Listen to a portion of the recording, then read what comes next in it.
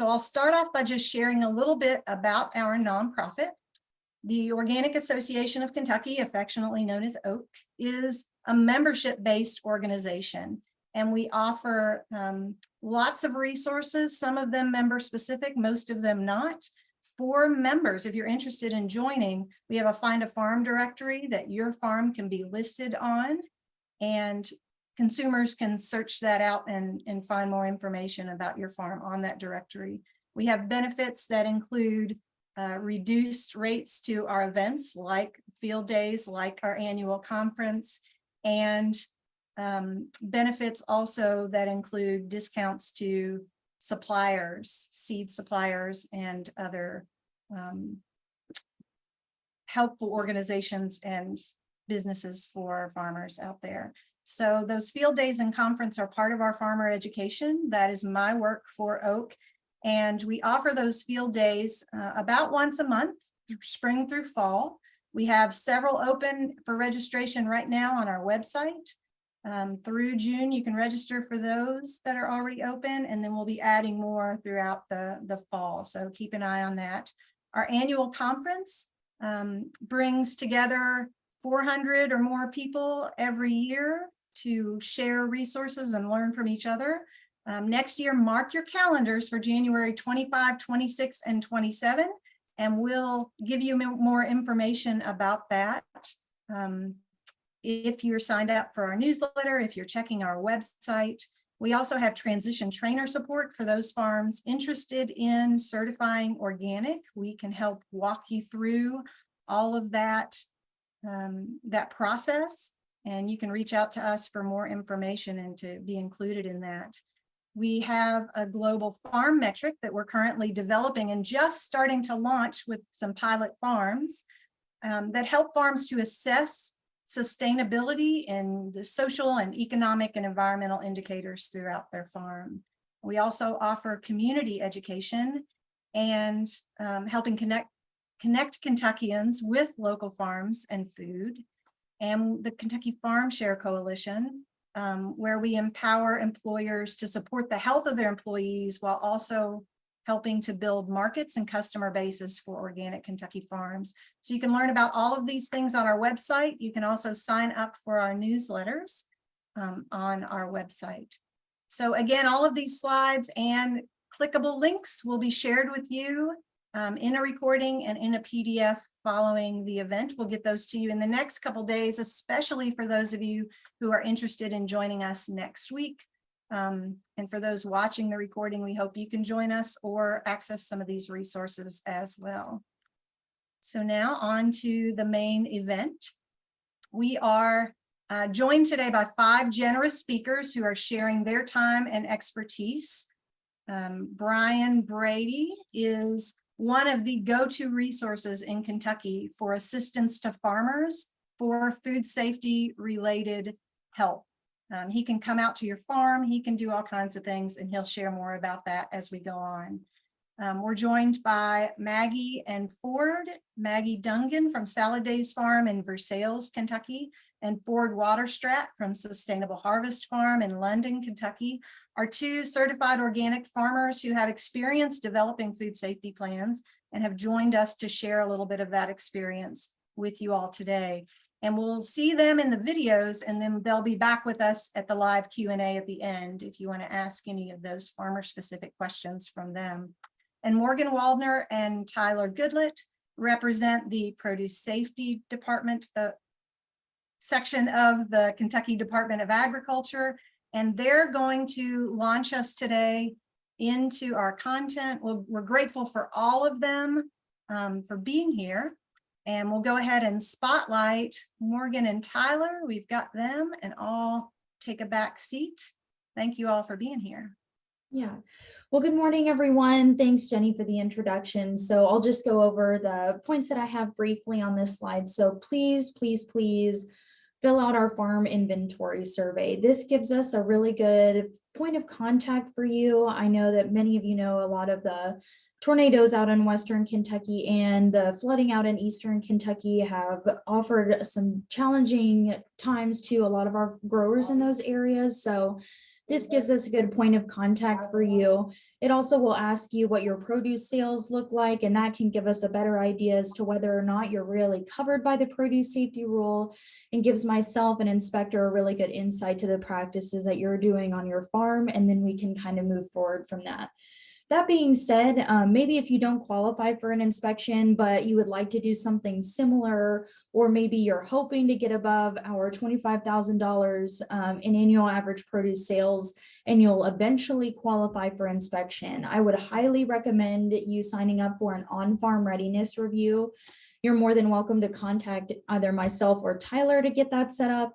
It's a great opportunity because it allows not only myself as a regulator, but somebody who's more on the educational side, somebody like Bryan Brady or another one of our partners at the University of Kentucky, to also come onto your farm and give you more insight as to, we will maybe say, hey, we would recommend that you change this. As a regulator, I can't give you great ideas or specifics about how to go about changing that, but an educational individual surely can.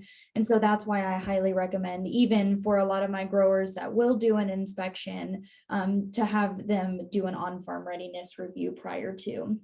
And then Jenny had let us know that none of you have had a grower training, and that makes me so sad because this is an excellent, excellent opportunity for you all. So it's a comprehensive food safety training. We go through everything about handling, harvesting, packing that produce, and it involves what do I do if I have workers on my farm, even if they're family members? How should I handle my water and my produce throughout the steps from field to transportation, that type of a thing. Another great aspect of this training is it's one and done. After you complete this 8-hour training, you have this training for life. It's nothing that you'll have to recertify in, which is something that I would definitely check into if you're selling at a farmer's market. I know a lot of those market managers may be required taking that PVPT training, and that's something that you have to recertify in annually.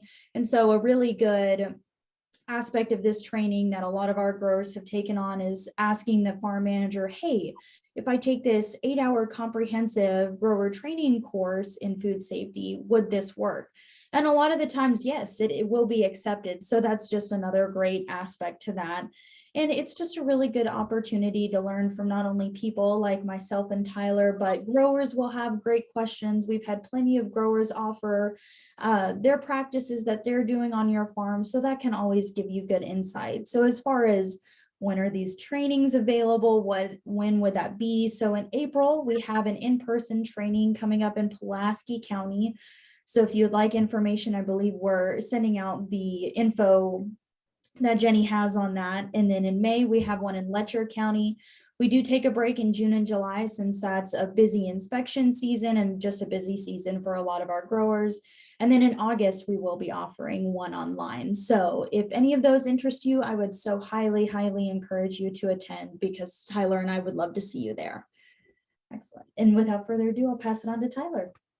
Thanks, Morgan. Yeah, and we require a few records within our program, and we'll talk about records. Bryan will cover some of them that are required by the food safety plans, but we have records templates that are also on our website that were shared in the chat. And the 3 records that we look for are the water distribution system record, a worker training record, and a cleaning and sanitizing record. If you want any more information on those, or if you want access to those links, they are in the chat. And then both Morgan and I's contact info are also in the chat and on screen. And we thank you so much for being here. And we'll be here for the question and answer session at the end as well. And we'll pass it back to whoever's next.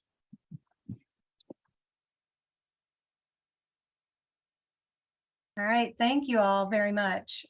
Appreciate the resources that KDA makes available. There's a whole team, you guys, with Morgan and Tyler and beyond, who can help out. So definitely lean on them and make use of those resources. Another great person you can certainly lean on is Bryan Brady from UK. So we'll bring him in now for a good portion of what you'll find the rest of today's event to be. Bryan. Hi, thank you. Hi, I'm Bryan Brady. Good morning. I work with the Food Connection UK, and my main function is to provide growers access to wholesale markets, produce growers specifically. And one of those big barriers to wholesale markets is things like gap audits, food safety plans. And so we're just going to talk about a food safety plan from kind of a different view than normal. A lot of times we just dive right into the food safety stuff, but we're going to just talk kind of about the bones of a food safety plan today and what's in it. So let's take a look at what we want to accomplish today.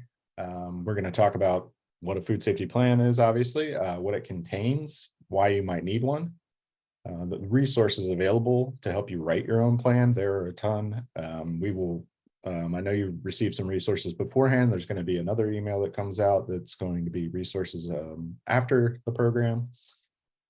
And the main parts of a food safety plan, we're going to learn what a standard operating procedure is and how to write one, what a risk assessment is and how to conduct one, what logs and records you'll need to keep. That'll be different for every operation. And that's an important point, that your operation is unique.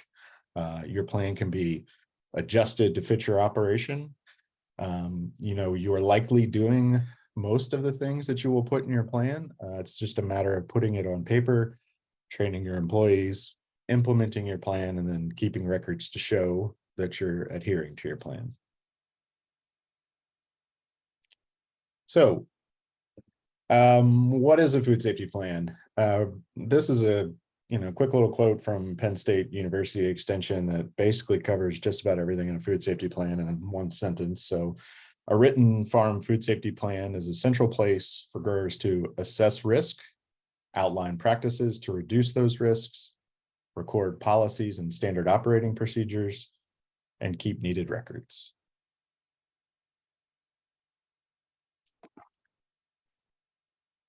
So more specifically, what are some of the things that are in a food safety plan? From a pulled back view, things like farm location, a description of your farm, which would include kind of acreage, layout, what you grow. Also might describe, if you also have livestock or other operations on your farm, you would describe that there. And then some maps there's a couple of maps and we'll talk about that further. Your food safety plan will designate somebody as a food safety manager.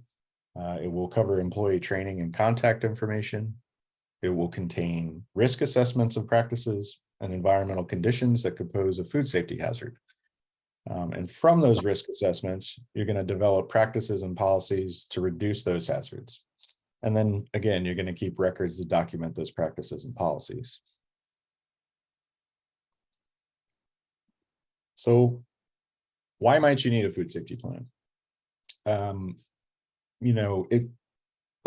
lot of people will answer, well, because a buyer requires it, but we want you to kind of think about developing a food safety plan isn't just about jumping through hoops. It's an opportunity for you to instill a food safety culture in your operation, where everyone learns and buys into the importance of producing a safe product for your customers. It's also an opportunity to organize, to standardize processes and procedures and become more efficient.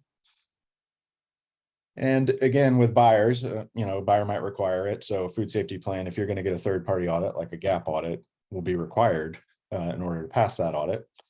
There are some buyers that want some sort of risk assessment, but might not need a gap audit. So this can kind of alleviate those concerns for them.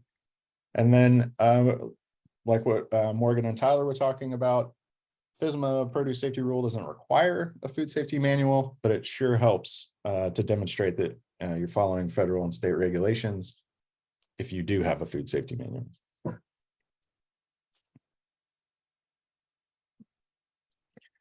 So where does a food safety plan kind of fit overall?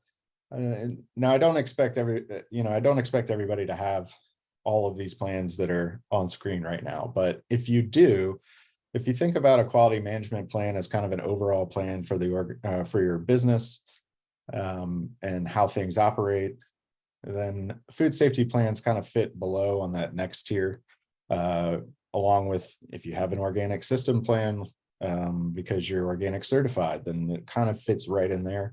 Or you have an ag water quality plan, because you have livestock that have access to water. Food safety plan fits right in there. You can share records in your food safety plan that overlap with organic system plans. So that's important to note. When we talk about quality management systems or quality management plan here, we're really referring to consistency and efficiency. So all of these are basically plans that have standard operating procedures that can help train employees for what you would like done on your farm.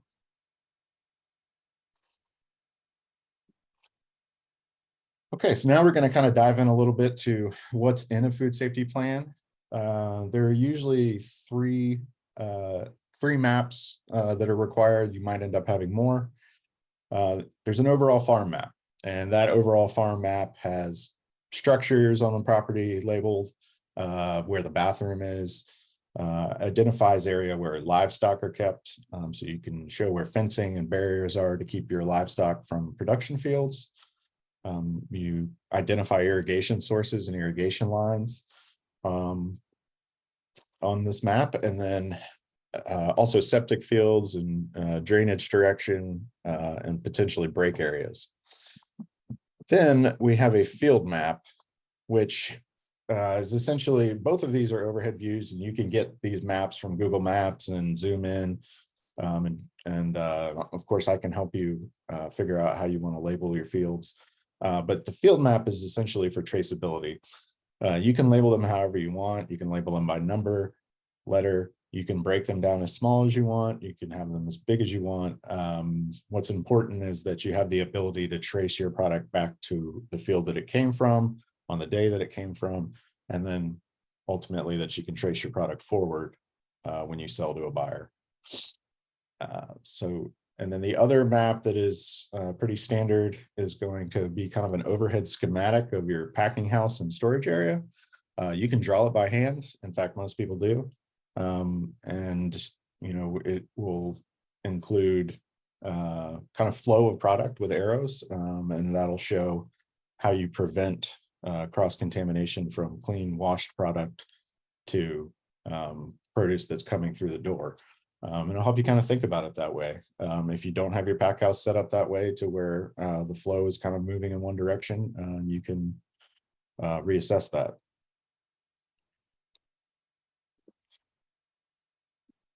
The next part is food safety plan management. This is more important than it seems. Whoever your food safety manager is going to be has to be somebody that, number one, should have food safety training. And the best food safety training around really is that PSA growers training that Tyler and Morgan mentioned. And it has to be somebody that works with and knows employees in field packing operations. We've, you know, occasionally run into the situation where we have a large enough farm to where there's kind of office staff and field staff, and the office staff writes the food safety plan, and then there's really no translating or training that goes into the field. And so we really want the food safety manager to be somebody that has the training and works with the folks that'll be in the field. And of course, the food safety management person is also going to be responsible for making changes and implementing the plan, doing the training,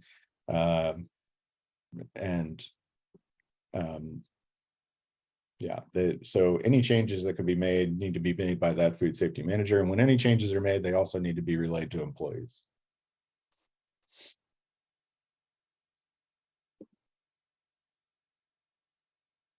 All right, so Bryan is diving into these pieces of the food safety plan, and we want to get a little bit of engagement from all of you in the audience in the form of a chat answer. So locate your chat, locate your keyboard, and think about, in terms of produce safety, what comes to mind as a potential food safety risk in a produce operation. So maybe that's your own farm, maybe that's the farms you work with as a technical advisor, but what is that first thing that comes to mind? And before you type that in and hit enter, I want you to pause and think about it, and then type it in, but don't yet hit enter on your keyboard. because we're going to have everybody to submit those at one time. And that allows you the fresh slate of your brain to think about your own operation, to think about an operation that you're working with that might come to mind.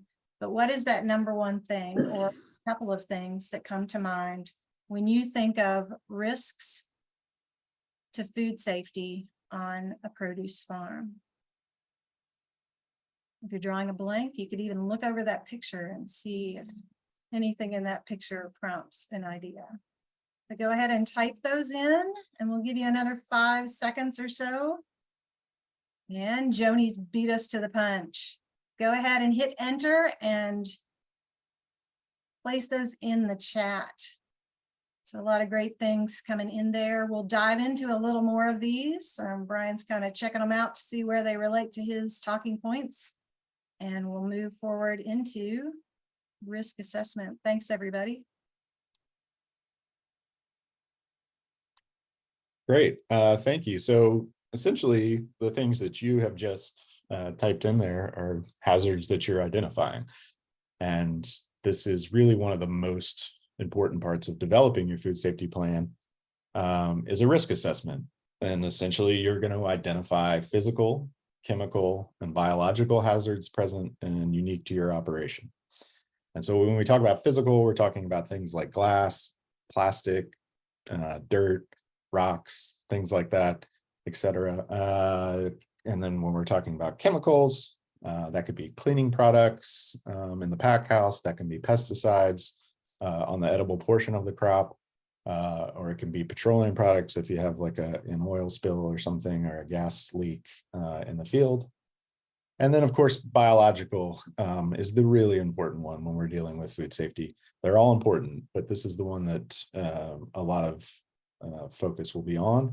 And we're talking about human pathogens, bacteria, viruses, parasites, etc., that are potentially going to get on produce. Hopefully not with risk assessments and standard operating procedures, but they could, and that's the main one that we're worried about.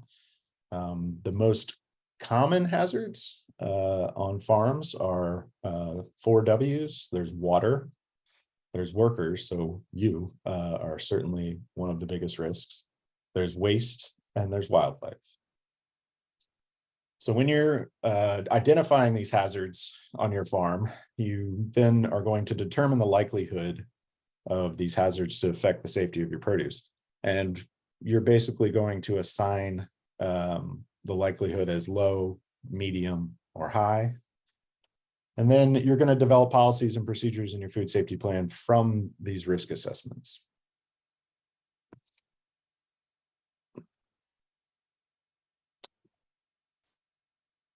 So each hazard that you identify is going to need a preventative or corrective action. We really want it to have a preventative action so that we can prevent that hazard from affecting your crop. Hazards, it's important to note that hazards are always going to be present when you're producing, when you're growing produce, farming, and they just can't always be eliminated. What's important is that you're going to reduce the chance of occurrence and be preventative, or have corrective actions in the case that something does happen, and those are key in the food safety plan.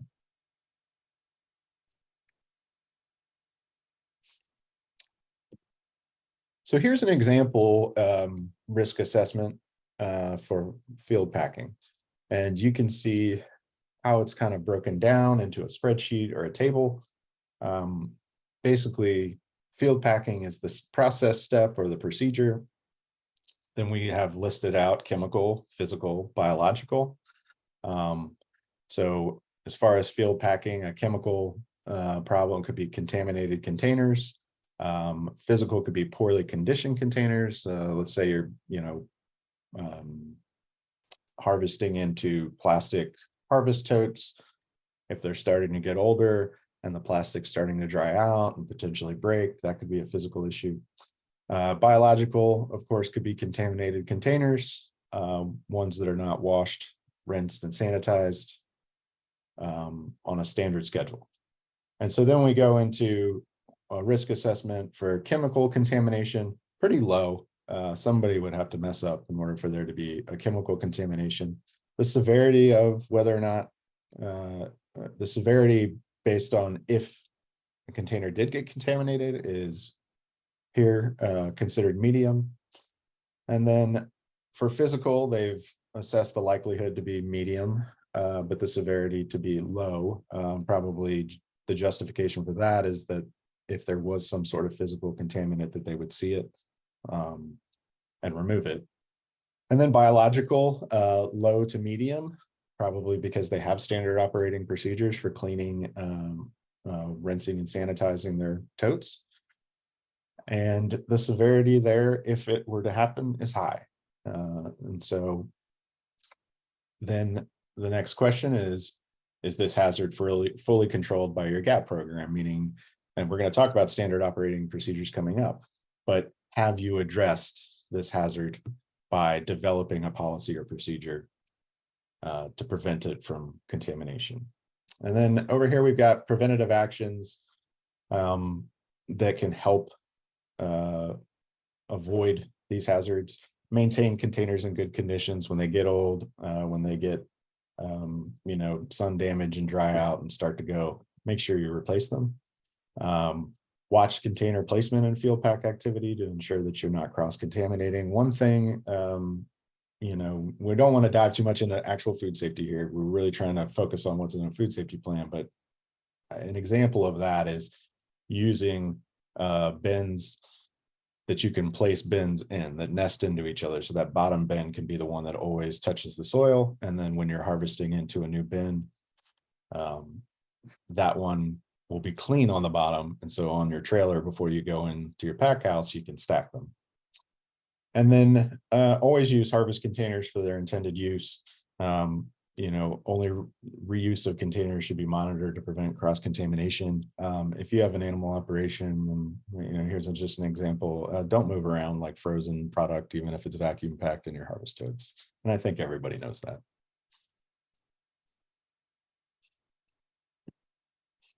So these are just some examples of risk assessments in a food safety plan. Allergen risk assessment is important, especially if you're producing one of the 9 major allergens on your farm. Those are peanut, tree nut, soy, dairy, wheat, finfish, shellfish, eggs, and sesame. Sesame's been added this year. It used to be 8 major allergens, and now we have sesame. And I can attest to that because my son actually has a sesame allergy. Animal control risk assessment is essentially going to be either livestock or wildlife risk assessments, and how you prevent them from entering produce fields, or along with wildlife, we know that they're going to enter fields. It's basically how you prevent any contamination by doing what is down here at the bottom of pre-harvest risk assessment, which means you would walk through the field, assess whether or not wildlife or any other contaminants are in the field before you actually send a crew in to harvest. There is a land use history and adjacent land risk assessment. Water system risk assessment is probably going to happen on every farm. And then if you're washing produce, you're going to want to do a produce washing process risk assessment. And there's lots more.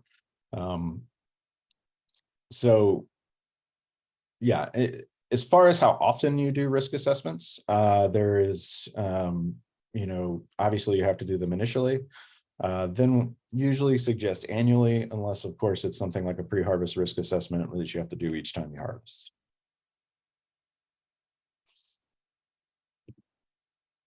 Okay, so now we're going to dive into the main part of a food safety plan. What do you do with those risk assessments? Well, you're going to develop standard operating procedures. And a standard operating procedure is a step-by-step guide on how to properly complete a task. They should be concise, they should be clear, and they should be reproducible. They should also specify any records that you will use to comply with the procedure. If you have a restroom cleaning procedure, then you'll have a restroom cleaning log. And a well-written SOP can save you time, money, and it can help you produce a more consistent product.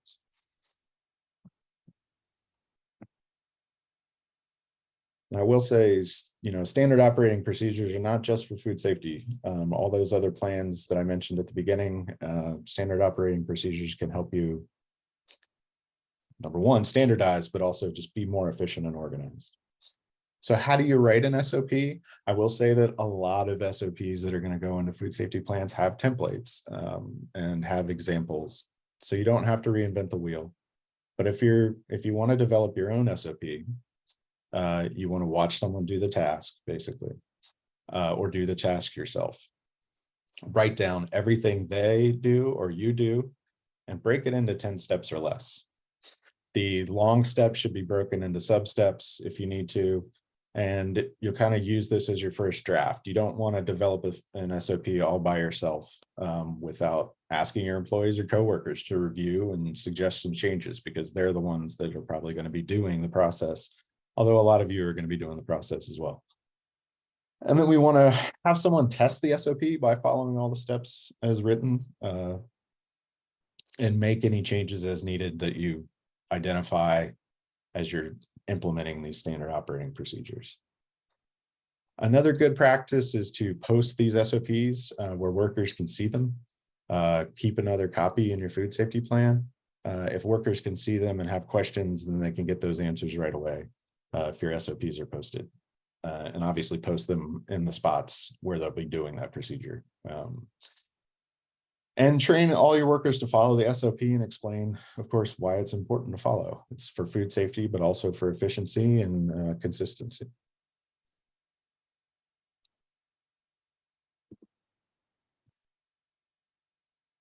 Okay, this is Maggie Dungan from Salad Days Farm. She's going to give a little testimonial here about SOPs that she developed while working with me and preparing for a gap audit.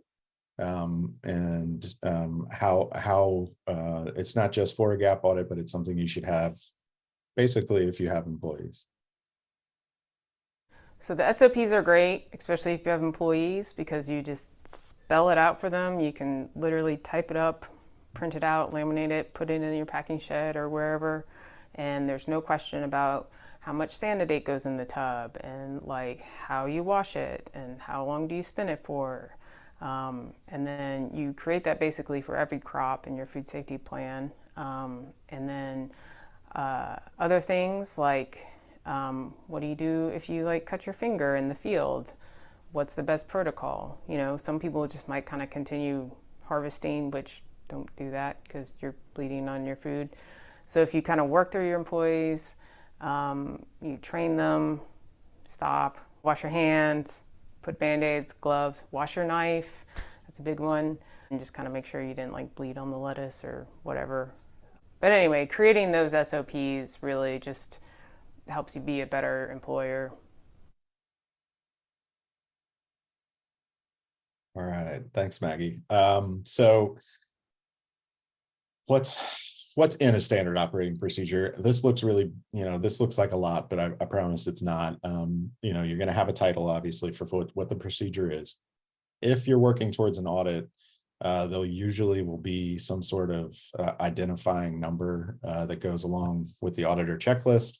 It's great to have that number on the SOP so the auditor knows what they're looking at. What's the objective or purpose? What task are you trying to accomplish? The scope, where and to whom does the SOP apply? The responsibility, who's going to carry out the SOPs most of the time? The materials that are needed to complete the task properly. And then the big one is procedure. This is where the steps are going to go to complete the task. And then if you have verification or documentation that goes along with the SOP, on the actual SOP, you'll want to kind of refer to that. So any employee knows that they have to keep records that go along with that. So here are just some examples, and I don't want you to think that you necessarily have to have an SOP for all of this, but it all depends on what you're doing on your farm, and it depends on what type of audit you might be interested in. If you're just writing a food safety plan to be more organized, you don't necessarily have to have every SOP for everything that you do. But if you're going for a harmonized GAP plus audit, then you probably have to have an SOP for all of this stuff. So yeah, just some examples here.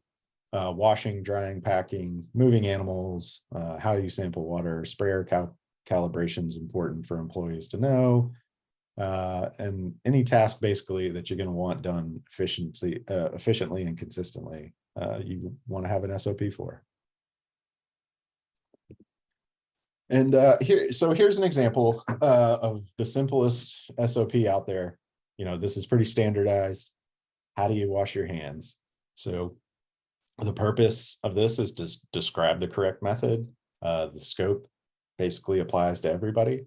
The responsibility belongs to everybody as well. What are the materials you need? And then, here's the procedure. And just in this procedure, one of the most, important things to think about is how you turn the faucet off. A lot of people don't necessarily know that after you wash your hand. I mean, I see it all the time when I'm in the bathroom in a public place. People wash their hands and they turn the sink off with their clean hands and then go and get a paper towel. Well, you've just touched a sink, after you've washed your hands. So this is just a good example of a step that can keep employees, on task and be more food safe. Get that paper towel, turn the faucet off with that, use that paper towel to open the door, and you keep your hands clean. Okay, policies kind of go along with standard operating procedures. We're not going to spend really much time on policies, but it's a course of action or rules adopted by your operation. I will say most of the policies that exist that you're going to put in your food safety plan are standardized. Here's our hand washing policy: is wash your hands after X, Y, and Z. That's not just your farm. That's also, food safety law. Injury and illness policy, don't come to work if you're sick. Drinking water. We have drinking water available for our policies. We have drinking water available at all times to our employees. Some have flexibility. You can designate clothing policies, what type of clothing can be worn, as far as, whether it could be a physical contaminant. Jewelry, you can kind of designate. Generally, you don't want any dangly necklaces or stones that could fall off and contaminate the product. But it's up to you for the most part. Cell phones have kind of become, at first when I started in food safety, putting your cell phone away, your cell phone can carry a lot of human pathogens, and, putting your cell phone away kind of was a no-brainer. But now cell phones can be part of record keeping, that people keep digital records and things like that. So having a cell phone policy is important. When employees take breaks, and how they take breaks. So example of a hand washing policy, an example of a policy is basically hand washing, when to do it. And an example of an SOP is hand washing, how to do it.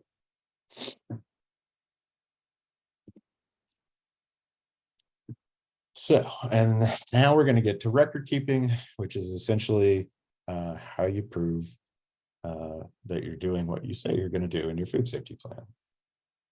So, record keeping is the way that you'll demonstrate that you're doing what you say you're going to do.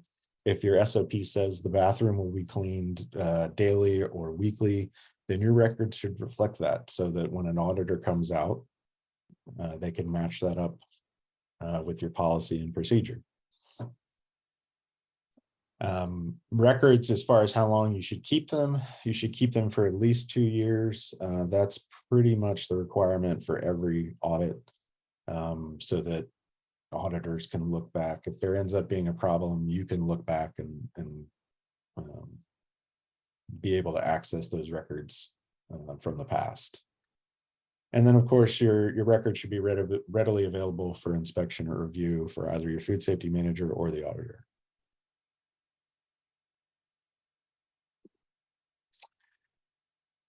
How to create records. I will say that 99% of them already have templates, but you're allowed to change that template for it to fit your operation. If there's something that's in that template for record keeping that you don't do, definitely pull it out. One of the things that I help farmers with a lot is, combining log sheets that are done on the same time scale. So if you have a daily that logs that you're keeping daily, we can put them all on one sheet. Activities that are done in the same area, we can put all those together. So daily log sheets, if there are things that you do weekly, we can keep those together, things that you do monthly, yearly, etc. That something new really is keeping records digitally. There's a lot of options to do that out there. You can do stuff like strategically, placing QR codes in a pack house or in places, probably not in the field, because, they'll get, I would imagine, leaving a laminated QR code in the field might not hang around for that long. But we could try it. And basically, you're going to take a picture of that QR code. It's going to timestamp that you did a procedure, and that can be a record. And then, of course, there are apps available to streamline record keeping. They might just be general record keeping apps, but they're totally allowed, and all audits allow digital record keeping. So here's just, again, some examples of record keeping. Visitor sign-in record, just to, alleviate any fear that every visitor on your farm would have to sign in. That's not the case, but we're talking about if a visitor is going to come and handle product, then they'd want to sign in, especially if it's GAP audited product. Product washing, cooling, recirculating water treatment, and monitoring record. Any kind of preventative maintenance and sanitizing schedule, you'd want to have a record. Pest and rodent control, notice of unusual occurrence, major deviation, and corrective actions that you take from that deviation. We're going to talk about that in just a second here. Mock recall record, water source testing record. Those are just some, and again, you're not going to have to keep all of them. It's all unique to your operation. So I just mentioned major deviations and corrective actions. This is important if you're going to be doing any kind of harmonized audit. Basically, a corrective action is going to be an action that's taken by an auditee or an employee if it's found that they don't meet the requirement or standards set forth by the audit type. If that happens during an inspection, then you're usually given time to come up with a corrective action and then send it to the auditor. And then also a corrective action is, something that's just going to be taken by you, even if an auditor is not there. If an incident happens and there's a major deviation from an SOP or policy involved, let's say there's a flood or a water leak or something like that, then you need to list, you need to say what happened and then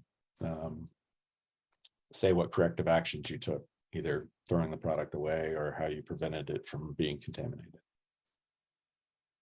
And we'll just do a little example here. Personal hygiene, which is always going to be one of the highest risks.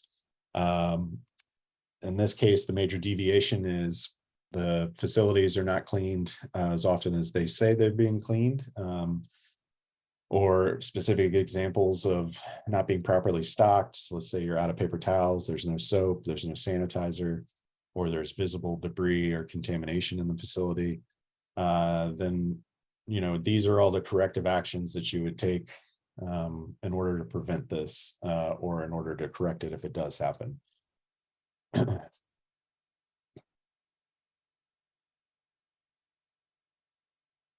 So just a kind of outline of how a corrective action is developed that should contain a determination of the cause of what happened and an action plan to address the issues causing the nonconformance. And the individuals responsible, not necessarily for punishment, but just to kind of keep track of what happened and who was involved. The corrective action that you take needs to obviously be part of this form. And then any preventative action that you're creating to prevent it from happening in the future, if possible.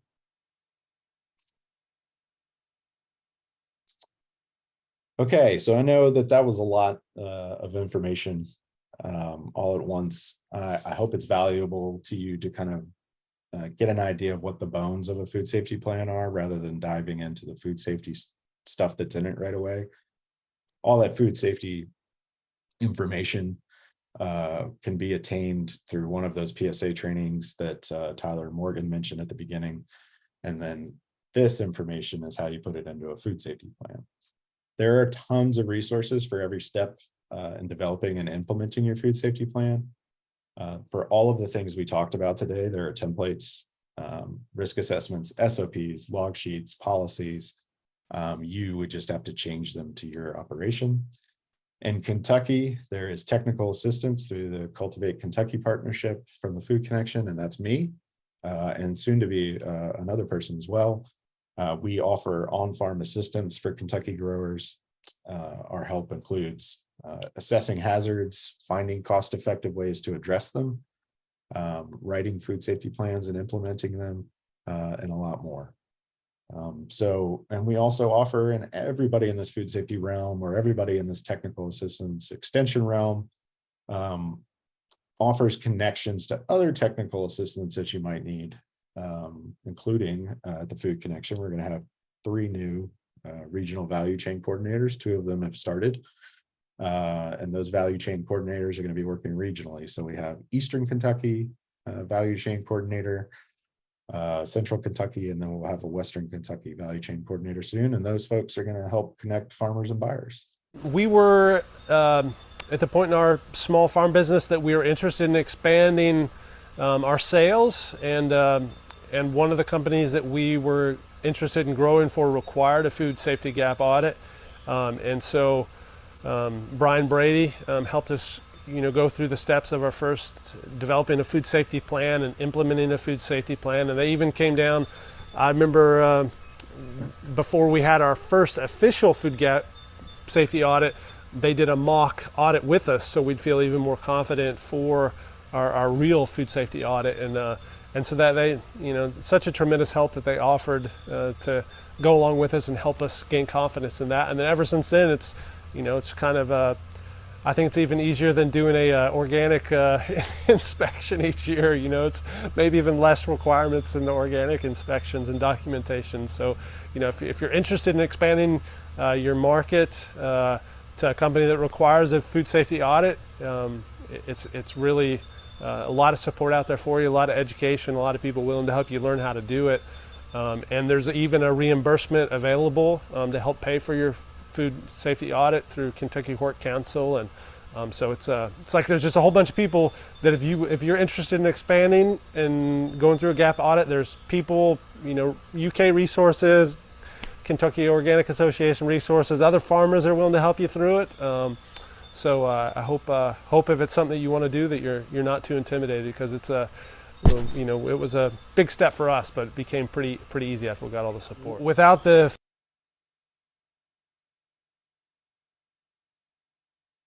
All right, here's my contact info.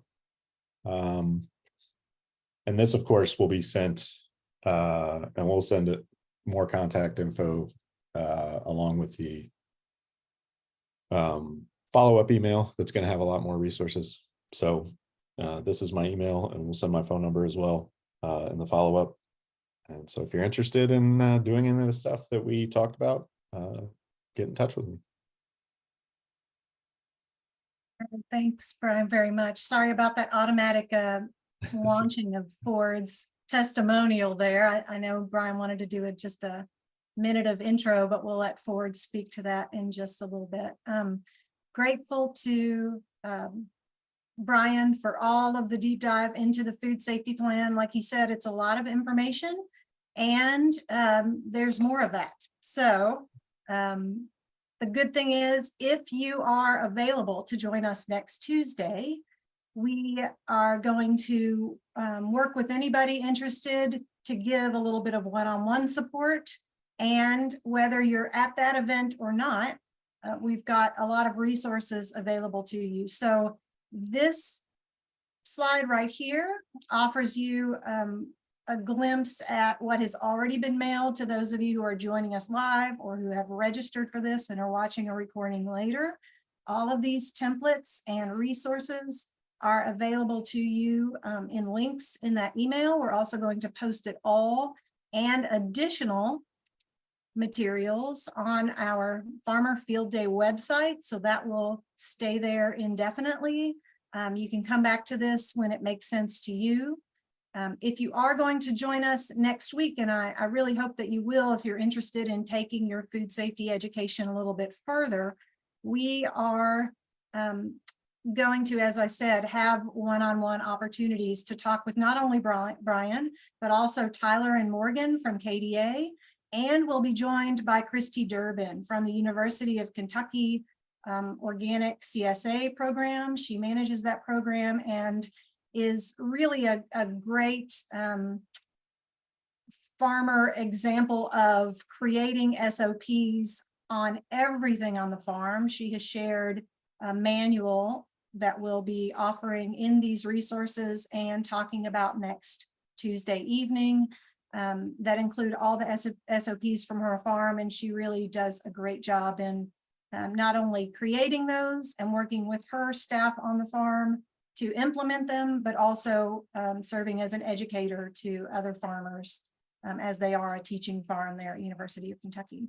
So one last plug for that produce farm inventory. If you are selling vegetables and fruits in the state of Kentucky and you have not yet done that survey, please do so. This helps Tyler and Morgan to not have to seek you out later on.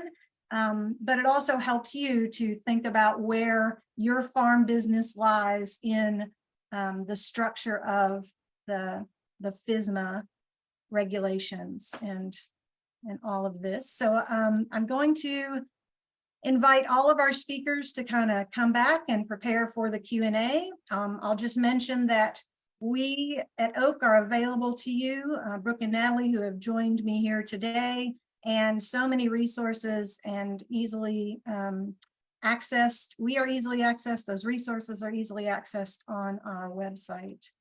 So again, lots of gratitude to our speakers for joining us. We are going to spotlight all of them: Bryan, Maggie, and Ford, Morgan, and Tyler. And before I stop my screen share and move into that Q&A, I'm going to remind you that there is a survey that hopefully will pop up after your Zoom window closes. You can give us a little feedback, not only on what we had today in the event, but what you would like to have as a resource or aid for next Tuesday evening's event as a follow-up for this, where you can workshop your own farm food safety plan. If for some reason you don't see that survey, or if you're watching this recording later, please feel free to reach out to us at any time. All right, so thank you, speakers, for being here today. Especially, I know everybody's busy, but want to especially acknowledge all the farmers in the room with us today, Maggie and Ford, and all of you in the audience who have stepped away from your spring planning, and all those who are helping farmers in that. Thanks for taking the time today. So I am looking for questions in the chat, and you all have been a really quiet group. I know that it's not a huge group out there, and I know that Bryan and Morgan and Tyler shared a lot of information with you. There are bound to be some questions jumping into your head. I will launch one towards Ford.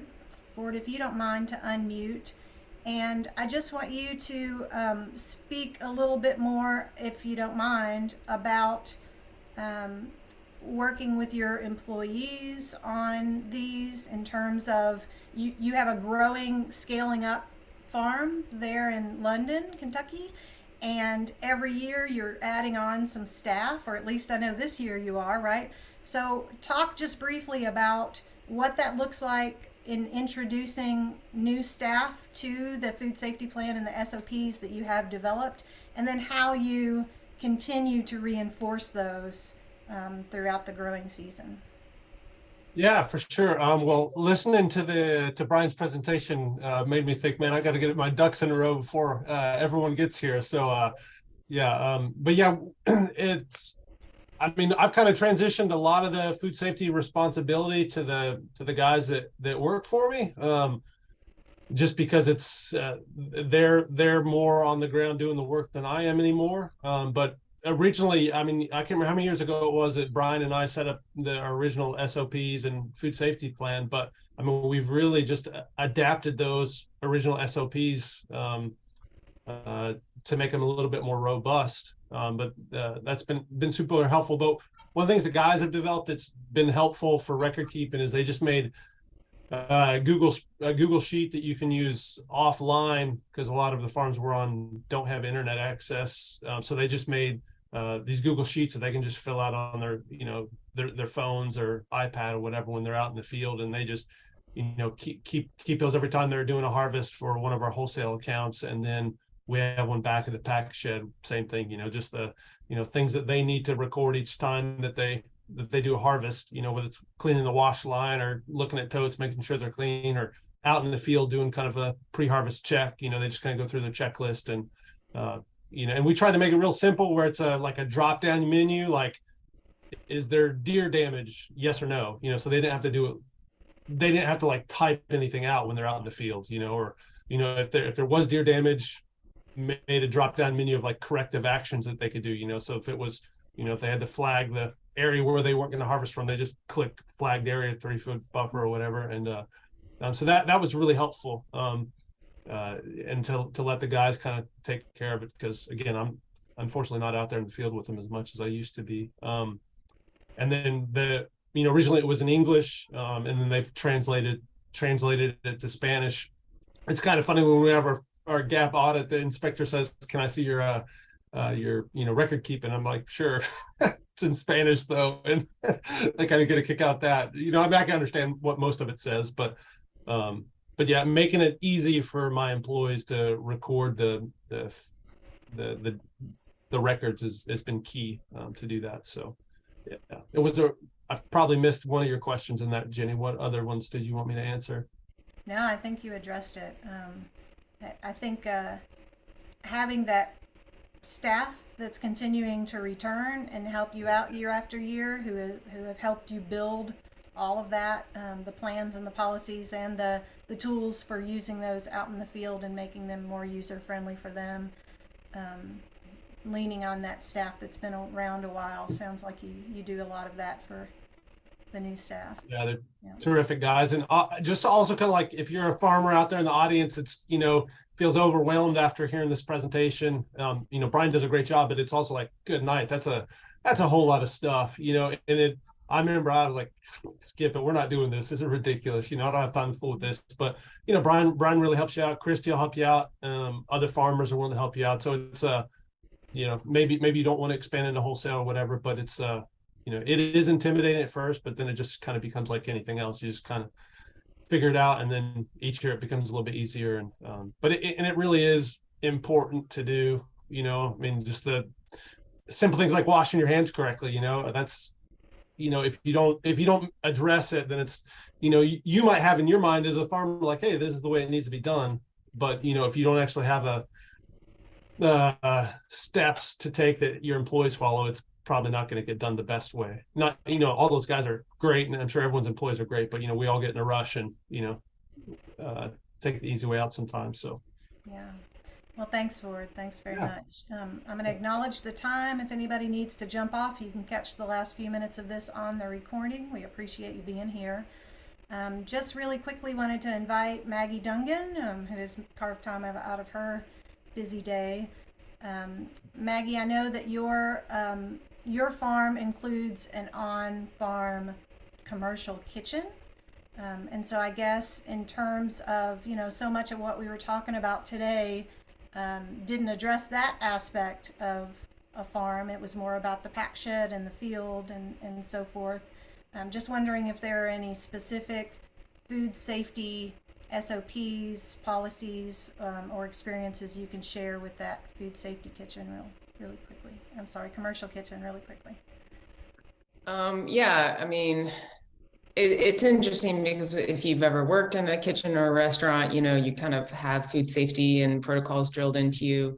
And then like if you're working on a farm in the field on the raw produce, you kind of don't think about it. But it is, you do need those food safety things. And so then when we come into our kitchen, we're reminded even more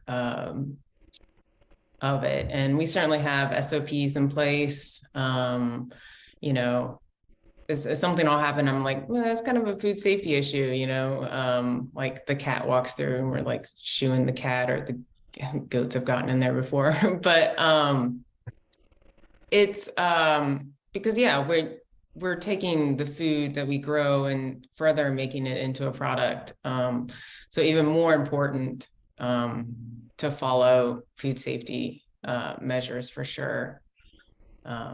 And you know, all the certifications we have, you know, they make sure all that happens. Yeah, well, thanks. And thanks, Maggie. I always appreciate your touch of wry humor thrown into all of your presentations. Appreciate it. So thank you, all of you farmers, all of you speakers, all of the supportive professionals who are out there with us today. Please offer your feedback in that survey that's going to pop up, or reach out to us directly. And I do see one question that popped up. Thanks, Megan. I can speak to that if you'd like me to, Jenny. Sure. Thanks, Morgan. And kind of mention a little of the question in your answer so that folks on the recording can get a sense of it too, please. Yeah, absolutely. I was going to repeat it. So would vegetable, produce, meat, and dairy departments all be inspected together? The answer is no. No singular. Every department will have to undergo its own type of inspection. For example, just the DFA, the Dairy Federation of America, will come in and inspect what you're doing dairy wise, versus then your produce safety team like Tyler and I will come in and see what you're doing in relation to produce. Meat would obviously be USDA. So you would have to undergo 3 different audits. I think what I've seen across like different plants is maybe they have a general food safety plan of how each department is dealing with like sick workers and things of that nature. That would be maybe pretty uniform across the board, but dealing specifically with mitigating risk in each department, that's something that you're probably going to want to make specific or separate, so that you can then go to each of those different auditors and say, this is what we're specifically doing for produce, for meat, and for our dairy products. So hopefully that answers your question. Excellent. All right, thanks, Morgan. So any final thoughts from Bryan or any other of our speakers? I just say, you know, just echoing what Ford said, it's intimidating when it's all kind of thrown at you like that. But again, Kentucky does have a unique position where you know, I can help you do this stuff, and we can simplify it much more when I start working one-on-one with you. So if anybody's interested in that, please reach out. Absolutely. Yeah, and consider joining us next Tuesday evening. Fill out that survey form and let us know what you're looking for so we can help even more. And thanks one final time for joining us. We appreciate you. We appreciate the work that you're doing out there in Kentucky and beyond. And we wish you a great spring and a great season. So thanks.